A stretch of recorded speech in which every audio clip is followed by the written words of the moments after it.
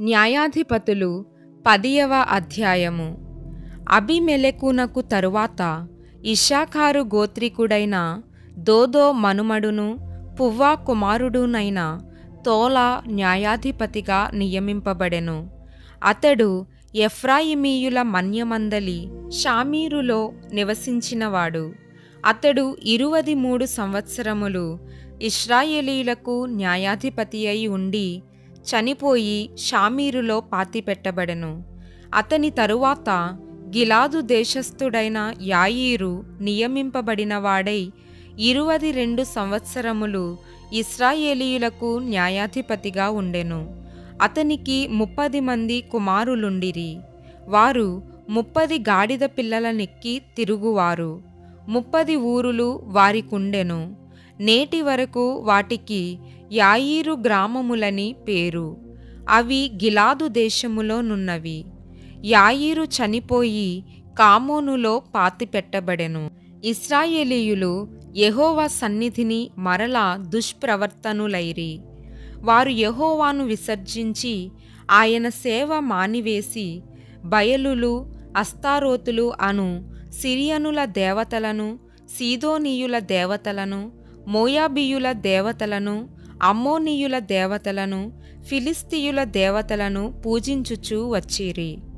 యెహోవా కోపాగ్ని ఇశ్రాయేలీయుల మీద మండగా ఆయన ఫిలిస్తీయుల చేతికిని అమ్మోనీయుల చేతికిని వారినప్పగించెను గనుక వారు ఆ సంవత్సరము మొదలుకొని ఇశ్రాయేలీయులను అనగా యొర్దాను అవతలనున్న గిలాదు నందలి అమోరీయుల దేశములో కాపురమున్న ఇశ్రాయేలీయులను 18 సంవత్సరములు చితుకగొట్టి అణచివేసిరి.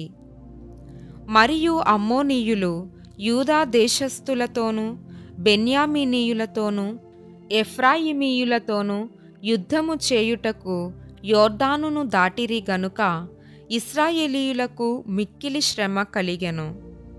అప్పుడు ఇశ్రాయేలీయులు, మేము నీ సన్నిధిని పాపము చేసియున్నాము, మా దేవుని విడిచి బయలులను పూజించియున్నామని యెహోవాకు మొర్రపెట్టగా యెహోవా ఐగుప్తీయుల వశములో నుండియు, అమోరీయుల వశములో నుండియు, అమ్మోనీయుల వశములో నుండియు, ఫిలిస్తీయుల వశములో నుండియు మాత్రము కాక సీదోనీయులును, అమాలేకీయులును, మాయోనీయులును మిమ్మును బాధపరచినప్పుడు వారి వశములో నుండి నేను మిమ్మును రక్షించితిని గదా. అయితే మీరు నన్ను విసర్జించి అన్యదేవతలను పూజించితిరి గనుక నేను ఇకను మిమ్మును రక్షింపను. పోయి మీరు కోరుకొనిన దేవతలకు మొర్రపెట్టుకొనుడి, మీ శ్రమ కాలమున అవి మిమ్మును రక్షించునేమో అని ఇశ్రాయేలీయులతో సెలవిచ్చెను. అప్పుడు ఇశ్రాయేలీయులు, మేము పాపము చేసియున్నాము, నీ దృష్టికి ఏది అనుకూలమో దాని చొప్పున మాకు చేయుము, దయచేసి నేడు మమ్మును రక్షింపుమని చెప్పి యెహోవాను సేవింపవలెనని తమ మధ్య నుండి అన్యదేవతలను తొలగింపగా ఆయన ఆత్మ ఇశ్రాయేలీయులకు కలిగిన దురవస్థను చూచి సహింపలేకపోయెను. అప్పుడు అమ్మోనీయులు కూడుకొని గిలాదులో దిగియుండిరి. ఇశ్రాయేలీయులను కూడుకొని మిస్పాలో దిగియుండిరి.